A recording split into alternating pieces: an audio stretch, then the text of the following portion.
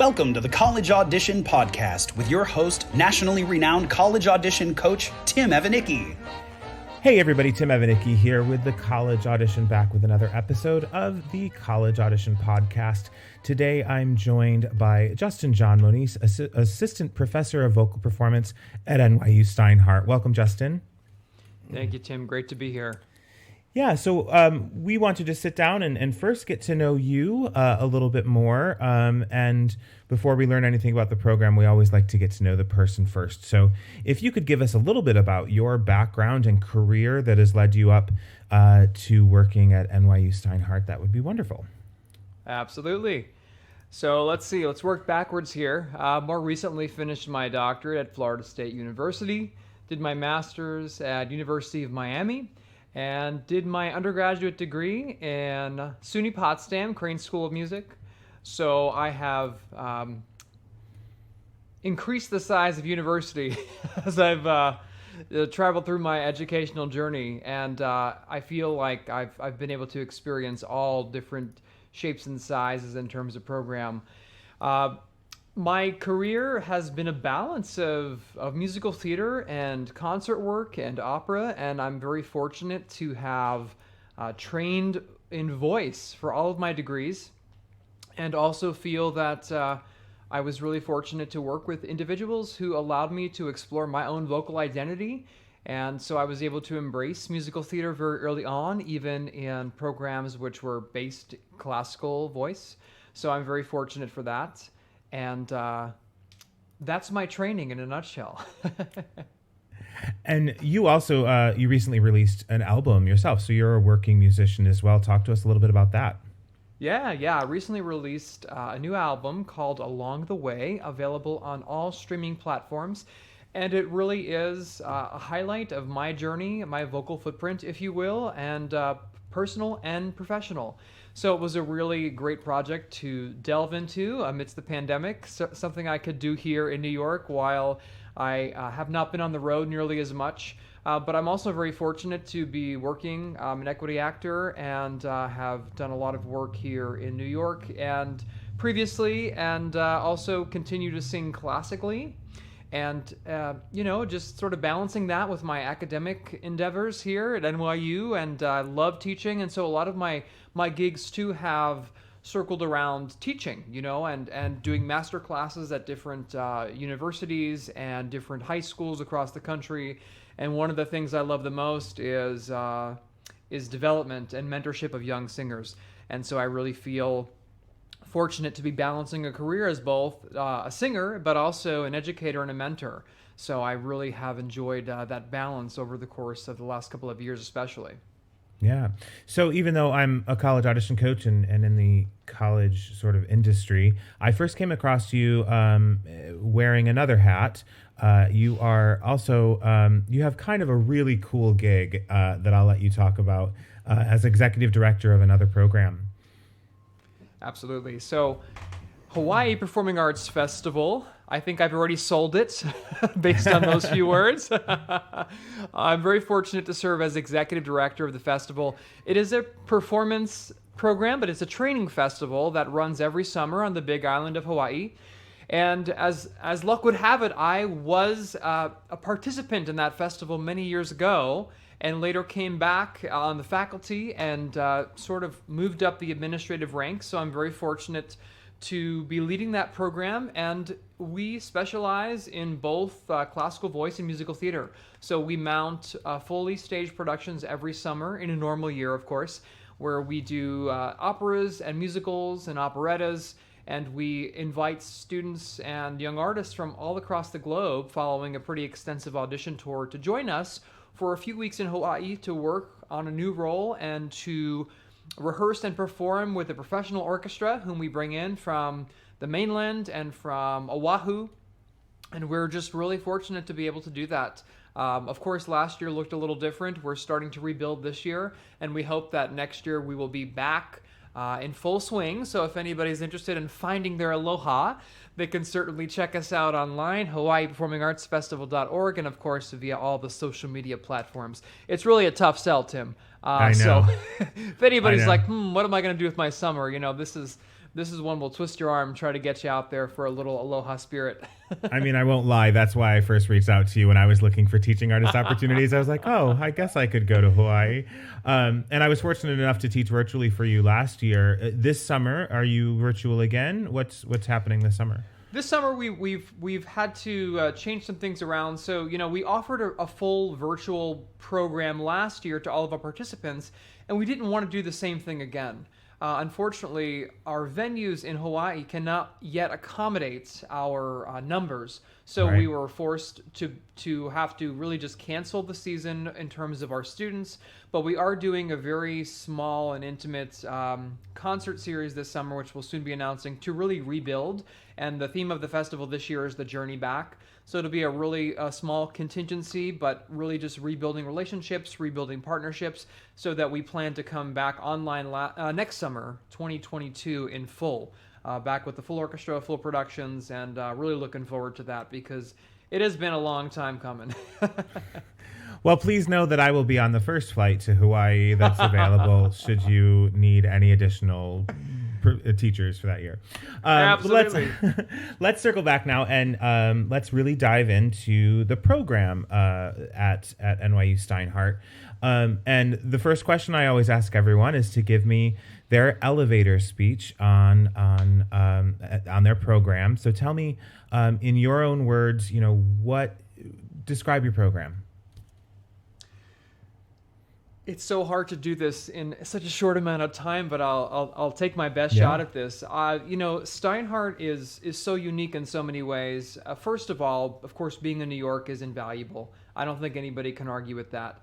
But Steinhardt not only provides the world-class training and mentorship that students would expect coming to a school like NYU, but it also provides opportunities to connect with industry professionals from the first year.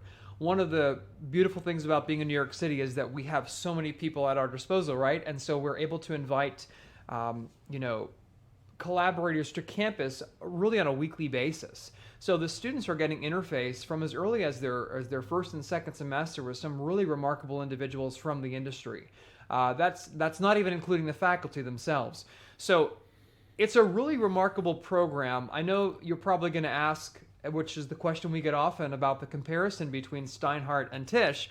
One of the things I can say to you regarding Steinhardt is Steinhardt, as you know, is a bachelor of music program. So the emphasis is more rooted in the fundamentals of musical training. And there's a great emphasis on voice because it is a vocal performance degree with a concentration in musical theater. That being said, we have a pretty extensive acting curriculum. We have a phenomenal dance curriculum. We have a lot of opportunities for students to come out as triple threats, and which many of our students do, and we're really delighted to be able to have those offerings. Much of that is a result of where we are located. And I think one of the things that students often try to decide in the application process is, do I want Steinhardt or do I want Tisch? Because you cannot apply to two. You have to select one school within NYU. And so, to that I say, well, if your passion is really in music and in the voice first and foremost, then I think Steinhardt would be the best option. If you're looking for a BFA and you're looking for something that is less driven in terms of music and the voice, then you're probably looking to Tisch for more of a match in that regard. Yeah. The question, the $25,000 question that I always have to the students after they say NYU is, do you want to do Tisch and Steinhardt? And they ask me what the difference is. And I say, well, Tisch is the school of drama. And then, so Steinhardt is the school of what? Well, Steinhardt is a school of all things. Yeah. That's the student, and it sort of confused me at first too, because I'm thinking to myself, well, is it the School of Music? But it's actually the Department of Music and Performing Arts Professions, which does confuse a lot of people because the size of our department is the size of most music schools. Our department is very large and serves not only voice, instrumental, studies, but also drama as well. I mean, there's educational theater. There are so many theatrical components and opportunities within Steinhardt. So Steinhardt is the School of Culture, Education, and Human Development. And so one of the things that sets Steinhardt aside is that, we're really cultivating the full person.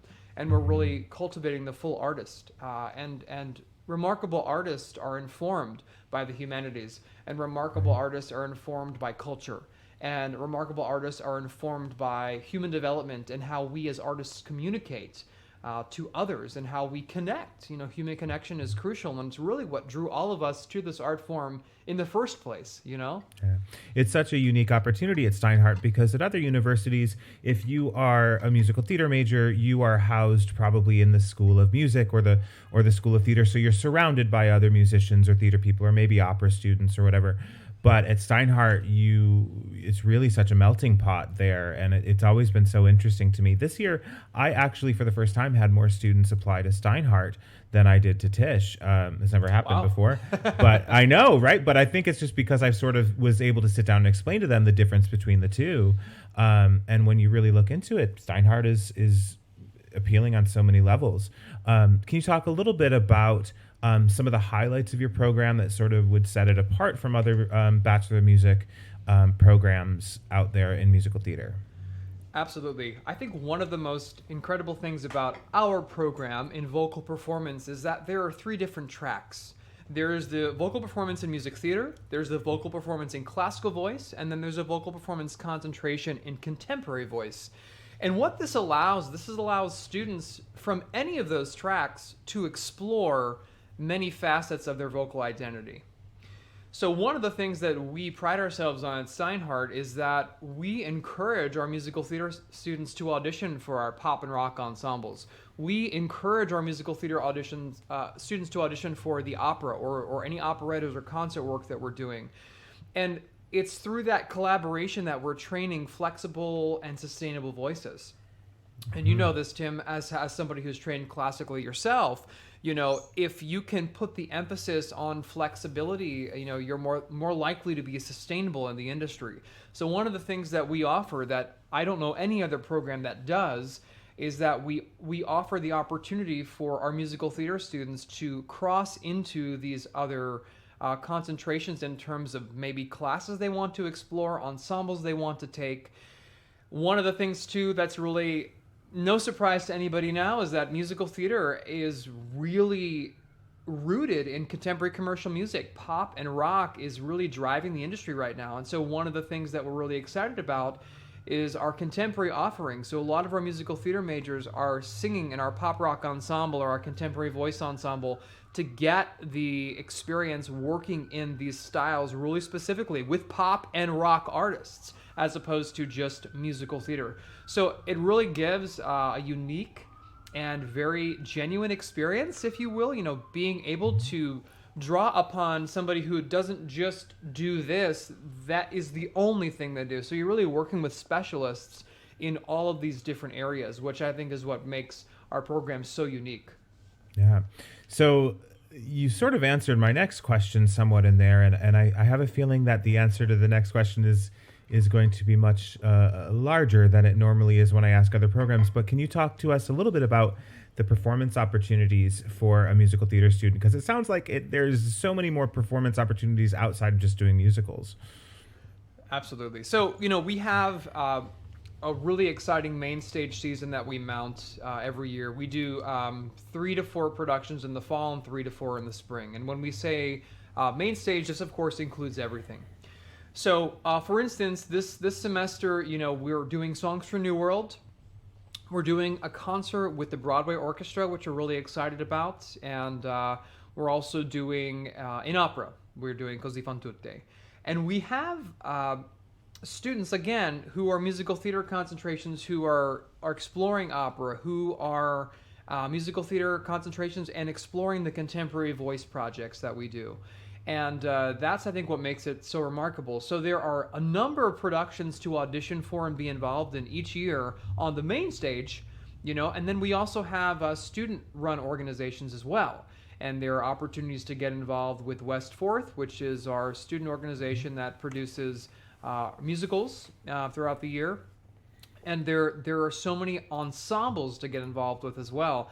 I mentioned to you just Pop Rock Ensemble, which is one of the ensembles in the program that I have the pleasure of leading. But we also have a number of other fabulous ensembles that musical theater singers would be really well equipped to jump into, and everything from contemporary voice to our vocal jazz ensemble with Janice Siegel.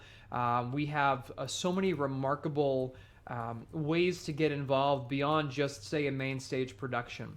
Also, too, the students in their first semester in the musical theater program are part of the new Student Spotlight, which is essentially a showcase during their first semester that highlights each of them and what they bring to the program, and it's really a celebration of that.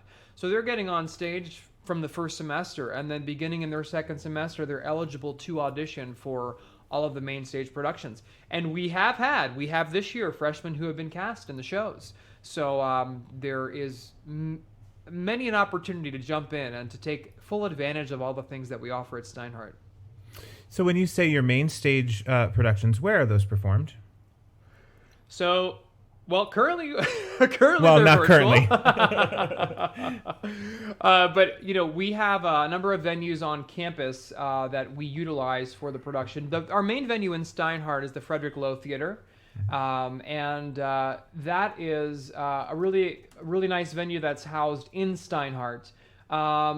We have a number of other opportunities across campus. There's actually construction on a brand new performing arts facility, which is scheduled to open not this fall, but next fall. And it's going to be entirely state-of-the-art, and it's going to have a hydraulic pit, and it's going to have all the bells and whistles of a Broadway house. So we're really looking forward to that, and that's going to be huge for us. And we couldn't be any more excited. We also have the Kimmel Center, which is a remarkable space that we use often for our Broadway orchestra concerts. So I use this term Broadway orchestra. You may not know what this is, but this is an ensemble that's entirely devoted to musical theater music. And we've recently done a number of concert productions with them. So we'll have like a main stage fully mounted production, and then in the spring we'll do, in addition to a regular production, we'll do a Broadway orchestra concert. So we're really doing much of the full score with a full Broadway orchestra, and so it's a remarkable opportunity. We did last year, last season, City of Angels. We've done Anything Goes recently in that slot. Of course, last season we also did a full production of Gypsy, which is really exciting. We did Frank Wildhorn's Wonderland and had Frank in the room with us for much of the process and reworking the score with the students and talking about the book and making some new and exciting decisions. So there's a lot to do. There's a lot of ways to get involved, and certainly I think when that additional performance venue comes online, it's going to be remarkable for our students, and we're really looking forward to that new venue opening in fall of 22. Great. So Steinhardt, like Tish, is part of a very large university in New York City. Are there opportunities for Steinhardt students to minor or study other things within the university? Yeah. Minors are a very common thing amongst the vocal performance majors. But as we tell everybody, the vocal performance curriculum at Steinhardt is very, very packed in. Mm-hmm. So one of the things to consider is just how much time you may have to do other things. And depending on the student and depending upon their academic profile, they may be well equipped. We do have some pretty intense academic expectations being NYU. And that's one of the things I think that probably concern people when applying. Sometimes we'll get some really remarkable talents, but we don't always get the final say for our top picks because they do need to meet certain academic requirements. So anyway, I digress. But the point of that is to say that if students are equipped, minor is certainly within the realm of possibilities. Sometimes people ask about double majoring, and I think that becomes really problematic with the vocal performance degree in Steinhardt because of the requirements, but a minor is definitely doable, and we've had a number of really successful people complete those. Oh, great. Yeah, normally with BFAs or BMs, they're packed in there, and they're pretty much pre-planned as well. I certainly know that my time in college, I would have not had any time to do anything else. Walk us through a little bit about a typical student's day. As long as we're talking about this, how early in the morning are they starting? When do rehearsals go to at night? Do they have time scheduled in for, crying and things? Oh, there's always time to cry. Yeah, but I think it's probably pretty typical of what you would find at most programs, at least in terms of the BM. In the early part of the curriculum, you're taking music theory, you're taking oral skills, you're taking that music in your training sequence early on, which is pretty unique to a BM. You're taking classes in acting, very early on. You're taking classes in vocal production, which is something we do very early on with our freshmen to give them sort of the basics of anatomy and physiology and function of the voice so that they understand what's happening early on. And movement, movement is a big part of the curriculum. I would say, of course, this again depends on the students, and some of them, can take certain things, liberal arts, in different order. But they're in class much of the day. Most of our freshmen are starting at 9, at the latest 10 o'clock, and they're in class until 5 or 6, much of them. And then if you're cast in a main stage production, you'll be in rehearsal from 7 to 10. So you could be looking at a 12-hour day if you are in a production at that time. Of course, not everything is every day, right? So there are probably going to be certain days that are lighter than others, but certainly it's pretty intense. It's pretty intense, but it allows you to do what you've come to do, and that's to train and to immerse yourself in the art form. And that's, I think, the best part. Yeah, one of the concerns I always hear from students when they hear that it's a Bachelor of Music program, and no matter how many times I stand up on my desk and yell this so everyone can hear it, they're concerned that they're not going to get the same amount of dance and acting that they would be getting in a BFA musical theater degree. Can you talk to that a little bit? Yeah, absolutely. Our acting program is very comprehensive. So, there's if you want to be in acting, you could be in acting. I mean, beyond the requirements. We have a lot of electives as well. In terms of the dance question, I've got a student right now who's a sophomore who's minoring in dance, and she's in 3 dance classes this semester as a vocal performance major. So it is possible. The offerings are there.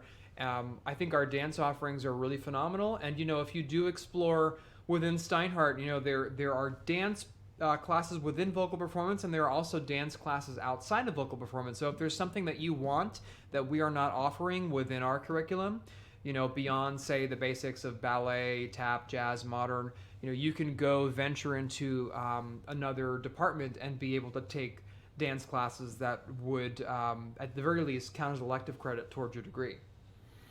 Great. So NYU, as we know, is an urban campus. It's not your typical college campus experience. Your quad is Washington Square Park. Can you talk to us a little bit about student life and what they sort of have within arm's reach attending Steinhardt? Yeah, I mean, this is probably not a very good answer, but they have everything within arm's reach. Being in the middle of New York, I mean, you're but a train ride from anything you could possibly dream up. The thing about our campus, like you mentioned, Tim, is that it is Washington Square Park. That's our central, that's our hub. And, you are immersed in culture. You're but, like I said, a train ride or even a walk from some of the most remarkable performance venues. There are so many things happening in the village, and there are so many things happening, across the city. So I think I haven't met a student yet, let's say, that has not found their way here in New York City, because there are so many ways to take in New York City. There are so many ways to become a part of the culture that is New York, and there are so many things to do outside of Steinhardt. There are great ways to get out and see the city, and that's been actually on a lot of our students' agendas this year, being that we're in the pandemic, right? Getting out and exploring all that New York has to offer. And it's been an unusual year, but it's been a remarkable year in that we've sort of all given a closer look to what we have right here. So often we take for granted of what's around, but we're also realizing the beauty and the inspiration that is New York City. And so often we're inside the theater and don't see that. There are so many great places to spend time here in New York that as an artist is so inspiring. So I think it's forced us all to slow down a bit and to really take a look at what we have here. And we have so much more than just the arts and culture. We have nature, we have, the Hudson River bike path, we have the new island that's opening up on the Hudson River called Little Island. I mean, there are so many amazing little nooks and crannies within the city that I know in a normal year we would never think to explore and to go to. So it's been great. Leave it to New York to open a new island. It sounds so funny to hear. I heard that was happening. I was like, what? Did they make this island? They did. They erected this island. It's like a bunch of pods in the Hudson River. So it's pretty cool. Yeah. What role do you have in the audition process for Steinhardt? Do you personally have? So our full-time faculty, of which there are 4 of us, share the responsibilities of going through all the pre-screens, and most of us try to watch them all as full-time faculty members, and most of us are in all of the auditions. So I would say I have probably 1/4 of the vote, in terms of numbers. But we really communicate and collaborate quite a bit in these decisions. And if there is a decision to be made that we're on the fence about, there's always extensive conversation to be had surrounding that unique case. So that's something that I really think that we do really well. It's never just like a cold number vote. It's always a collaboration and a discussion regarding candidates which may be on the fence. Because as I say to students all the time, we are rooting for you in the room. We want to see the best of you, and we want to see your potential. And we look for that in the pre-screen, but we also look for that in the live audition, be it in person or via Zoom. So, I mean, we're always talking and always collaborating in terms of those discussions. So your pre-screen requirements are different than the common pre-screen requirements that a lot of the schools are using right now. You actually ask, I don't remember, is it a full song or is it 2 minutes of a song, or what are the requirements this year? Yeah, people tend to send us both. And actually, I've got to look back at our requirements, too. I probably should have done that before today. it wasn't on the questions that I sent in advance to you, so I apologize. But no worries. I mean, some people do submit full songs, and we're very open to that. But we also are happy to accept cuts as well. And oftentimes, we will look to that based on the parameter of time, So... to that, I think coming back on your question here regarding what the requirements are, ours are a little different. We don't require a dance video, but certainly encourage students to submit that if they feel that's a strength of theirs. We do ask for a monologue, which is something that's important to us as well, that we may also ask for in the audition. So I would say, it really... Every school is so unique, right? And it really depends upon what the school is looking for. But I'll tell you, first and foremost, we're looking for honest and vulnerable storytelling. I know that people think vocal performance, voice, but if you've got a beautiful voice and you come into our auditions, there are so many beautiful voices that come into our auditions. Everybody applying to Steinhardt, for the most part, can sing well. They've had musical training. They feel they're ready to tackle a BM. And so the singing part is not necessarily always the make or break. It's, can somebody deliver a lyric? Can somebody live truthfully in a circumstance? And, we're not looking for finished products, but we're looking for people who have taken some risks and made some decisions, coming in and sharing something with us. We want to see what they have to say. So students, you do pre-screens, students submit pre-screens, and then are they invited to a live audition or next? Is that always the case? Always? Well, I mean, candidates you're interested in, are they then passed on to a live audition? Yeah, they're the people. Let's say this: the people that we need more information from are passed on, to the live experience, if you will. There have been some extenuating circumstances. I know a couple people in years past have assumed that if they weren't invited, they were out of the running. That's not always the case. But generally speaking, we do like to meet with people to get a feel for them and to allow them to get a feel for us. That's a big part of the process. We want to see, how receptive and flexible they are, and we would like to also be sure that they're comfortable with us. So that's a big part of it. You may have noticed that I sort of knew the answer to that question while I was asking it. And the reason I asked is because I have had students in the past couple of years that, they hear nothing back from their pre-screen, and then come March, an offer comes, and then they never did the live audition. So I just wanted to put that out there that, like you said, having not heard anything back from the pre-screen doesn't necessarily mean it's a no for you at Steinhardt. It just means that they don't need any more information from you, and that can be a good thing. Absolutely. And it's tough because we have so many people we want to hear and we want to meet, but we only have so much time to do it, Right. and that's a big part of it as well. Right. So how many pre-screens do you receive on a normal year? So normal year's tough, right? Because I've been here for 2 cycles now, Oh, right. and they've been very, very unique cycles. But what I can say on average, we see for undergrad about 500 to 600 submissions, and of those submissions, now of course this is vocal performance, right? So there are different, but this is just our number for the vocal performance program. Of course, musical theater is the most popular, so we have the most musical theater applicants, which probably comes as no surprise to anybody. Of those 500 to 600, we normally invite 150 to 170. This year, we invited 250. Oh. We invited many more. We had much overall. We were so impressed with the quality of candidates, and we actually wound up adding more audition days because there were a lot of people we wanted to meet. And unlike some schools, we did have a full live Zoom audition. And it was very important to us to have that connection and the opportunity, especially now when students can't necessarily travel easily to campus, to give them that feel for what it would be like to attend, NYU Steinhardt. So this year we invited 250, and that was a lot of people to meet. Yeah. So what is your target size for your incoming freshman class?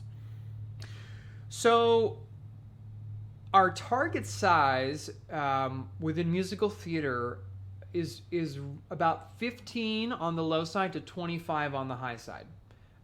So we're looking somewhere in there as sort of like our ideal. And some years on the little bit higher, some years a little bit lower. I'd say musical theater has been pretty consistent.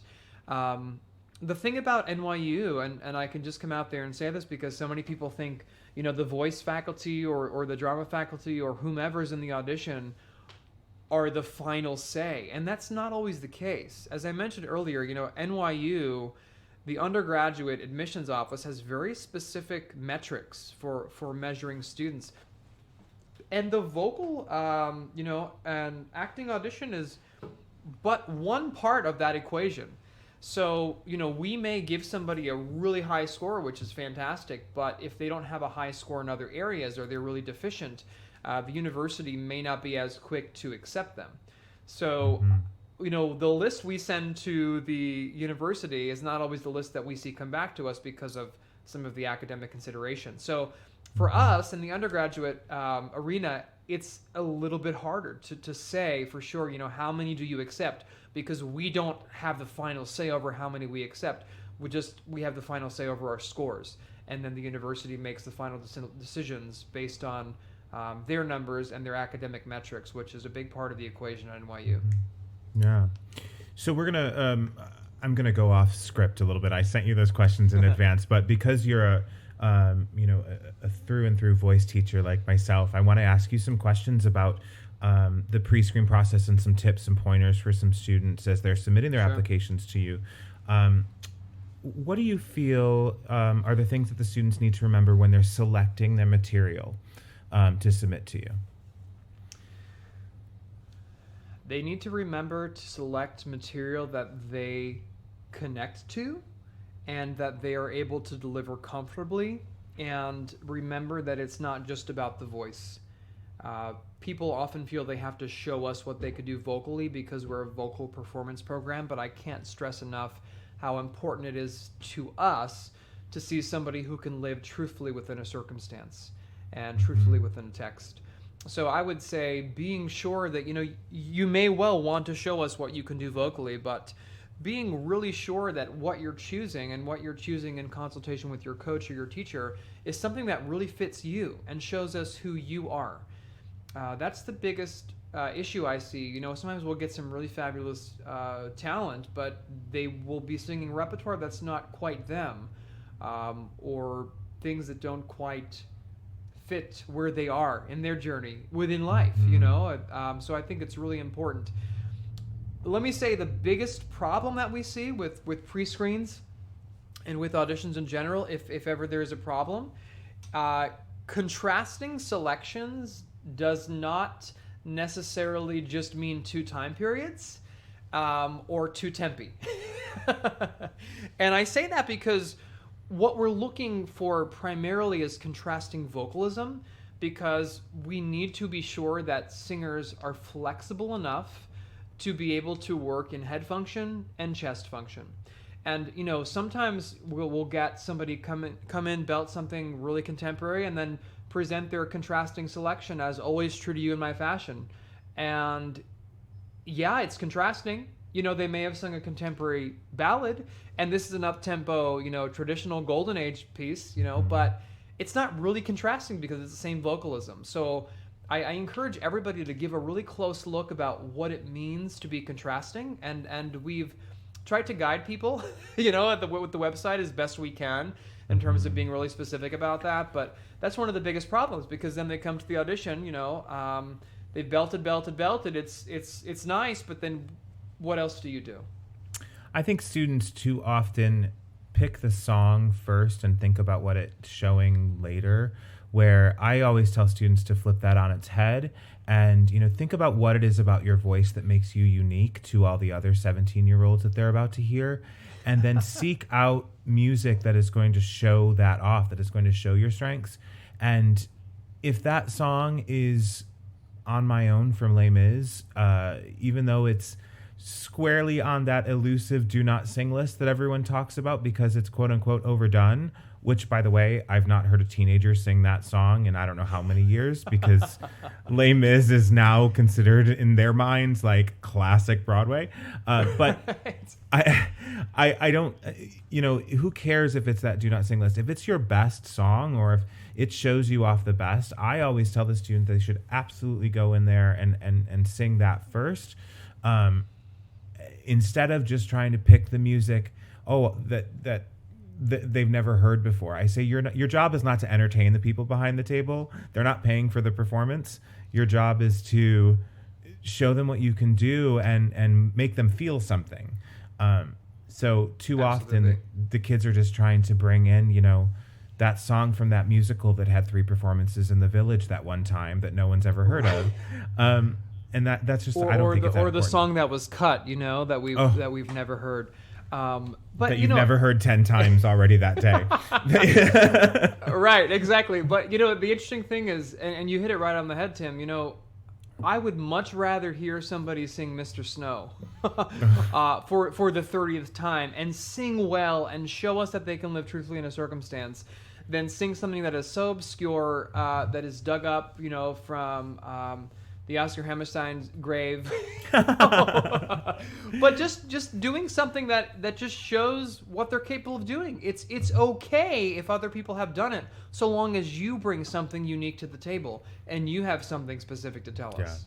Vicki Busser from Baldwin Wallace once said in a workshop with my students, they're when they're auditioning on Broadway for Wicked, all 250 girls called back are going to sing Defying Gravity. The person who sings it the best is going to get the job. And that's because they're going to show what they can do the best. And that's really the student's job. So I'm glad to hear you say that. And gosh, I'm glad you agree with me as well. So you already said that when you're watching these pre-screens or seeing the live auditions, you're looking for someone who is honest and vulnerable and telling a story. What other qualities do you feel, not only qualities that you look for, but qualities that a student should have if they're applying to Steinhardt? Flexibility, openness, some of the students in our auditions will become a little frazzled when we ask them to do it again, or to change an element of their vocalism or alter a bit of their circumstance. If we do that, we're interested in seeing how you play, you know? And one of the things that is so important to us are getting people in the room and then getting people into our program that are flexible and willing and eager to try new things. Sometimes we'll hear somebody who's so remarkably talented, but we will agree that they may not be the best for our program because they seemingly are stuck in their way. You know, we want people who are curious. We want people who are coming to discover new tactics and are eager to investigate maybe a new process. And those are the people who are the most interesting, and those are the people who we're most excited about. You know, it's not about coming in as a final product. If you were a final product, you wouldn't be coming to school. You know, it's about coming in with a sense of curiosity and openness and vulnerability and being willing and able to make changes. So in the audition, we love people who are willing to try something new, to discover something with us for the first time. And that, I think, is the most exciting thing. Right. And you also hit on something that I actually spoke about in our last episode with Catherine Widener at Ithaca, about students being overcoached when they're walking in on the material. I mean, the armography of your vocal audition should never be choreographed. It should be real and in the moment. And that, I think that comes along with the vulnerability that you were speaking to. Absolutely. Yeah. You know, it's important to rehearse, but it's important to be spontaneous in your presentation. You know, you're living this as the character for the first time. Absolutely. So if you come in with something that, you know, you've ironed out all your gestures and your you know, your steps and your crosses, it's inauthentic, and it's certainly not you living truthfully in a moment. Exactly. So as we begin to wrap up here, what are some things that you are looking forward to coming up this fall or this next season at Steinhardt? Yeah, well, you know, we're so excited to begin to acquaint ourselves with the new sense of normalcy. You know, we're all sort of still discovering exactly what that means. One of the things I feel like we've done really well through this process is that we have adapted to the needs of the industry. We have created new classes. We know that the industry is changing, it is continuing to change, and it will never be the same. We have, you know, instituted classes into our curriculum now regarding home recording techniques. The self-tape will never go away.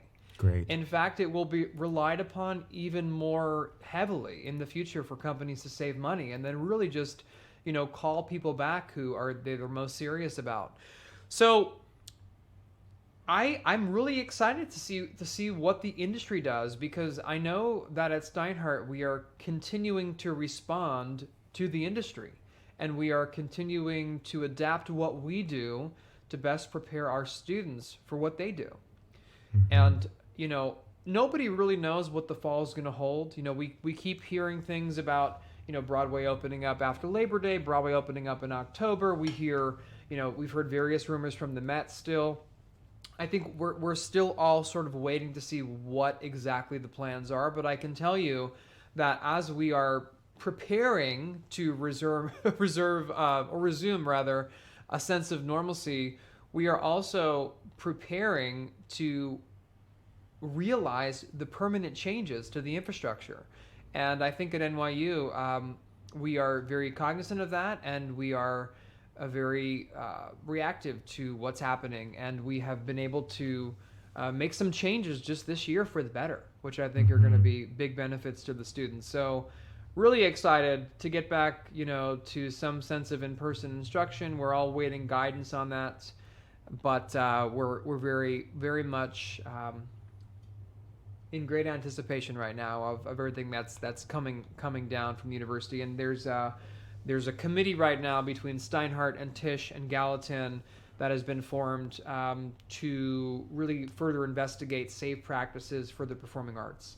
So I know the university is very committed to doing everything that they can to resume full operations as soon as possible. So we're just keeping all of our fingers and toes crossed and looking forward to that day. But no formal announcement yet as far as what the fall is going to look like as far as instruction. No formal announcement. The only announcement that we've received from the university is that they are committed to a return to in-person instruction. Now, what that means for every individual program is probably a little different, but I think at this point we're just sort of waiting on further guidance. And it's going to be probably representative of what's happening within the theater industry in New York, because one of the things we don't have a lot of is space. We're not, a university in Midwest or in Central Ohio where we can go outside and spread out and rehearse. We don't have that luxury. So, and neither do the folks in Broadway houses, for that matter. A lot of it comes down to, the protocols that will be in place. And so some of those things are beyond our control. But we're very optimistic, and we're very much looking forward to our season next year. We haven't announced yet, but we have some really exciting titles. And we're hoping to be able to do so in the next month or so. That's so great. Well, as we're wrapping up here, Justin, let us know how students or parents who have more questions about Steinhardt, how can they reach out and speak to someone about that? Absolutely. Well, you can visit our website. All of our faculty are incredibly responsive and receptive. But you are able to go to NYU Steinhardt and to the vocal performance program, click on faculty, and you can find everybody's email address there. Probably the easiest way is to start with the full-time faculty. So myself or any of my 3 colleagues, Anna Flavia Zuim, Diana Heldman, and Eric Hood, all ready and willing to assist, and happy to get to know some of our prospective applicants. One thing I would love to plug and recommend if folks are interested in getting the opportunity to work with the Steinhardt faculty is our summer musical theater workshop.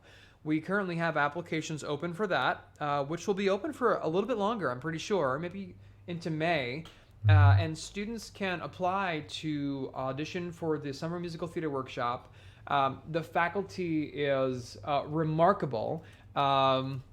So, it's an incredible opportunity for students to get a feel for what it's like to work within the vocal performance program. And we've got on our faculty, too, Alex Gemignani, who's currently conducting West Side Story. We have Sherry Sanders with us. We have Ali Stroker. We have Natalie Weiss. We have a lot of people here teaching within the summer workshop. We have Justin Moniz. Oh, I've heard of him. Have you? We have some really cool people and some folks who are really well connected within the industry that I think, whether or not students decide, hey, I'm going to apply to Steinhardt, get the opportunity over the course of 2 weeks this year, remotely, of course, but to do so and to immerse yourself with a school that you may be curious or perhaps even serious about. And we consider freshmen and up, so it's not too soon to explore the NYU summer intensives. And we've had some musical theater students too have also explored the contemporary voice workshop, which is really awesome. Getting to work with Vanessa Williams and Deanna DeGarmo and some really remarkable people in that program as well, who also play a connection to the musical theater program here. So I'm a big fan. I know I'm biased, but it's a great way to get the connections made, to get in the room. And Tim, the best part of this, if I may, is that if you are accepted to the NYU summer intensives, be it musical theater, contemporary voice, or classical, your pre-screen requirement is waived. So you automatically pass through to the live audition. And the best part, you have made relationships with the faculty who will be hearing you in your audition. That is great. Awesome. So check it out. Yeah. Well, Justin, thank you so much for joining us today and chatting about your program and all the other wonderful projects you're working on. I look forward to having you here in Florida real soon to do some workshops with my kids in person. And I also look forward to joining you in Hawaii, if that's a possibility. Aloha. Well, anyhow, thank you so much for joining us today. Thank you, Tim. It's a pleasure as always, and hopefully looking forward to hearing from some of your talented students in the very near future. Oh, absolutely. I'm pushing them to make those decisions as quick as they can, but I'm sure they'll be in touch soon. All right. Great. Thanks so much, Justin. Have a great day. Thanks, Tim. Bye-bye. Bye-bye. For more information on the exciting training, workshops, and masterclasses offered by The College Audition, please visit us online at www.thecollegeaudition.com or follow us on Facebook, Instagram, Twitter, YouTube, and TikTok.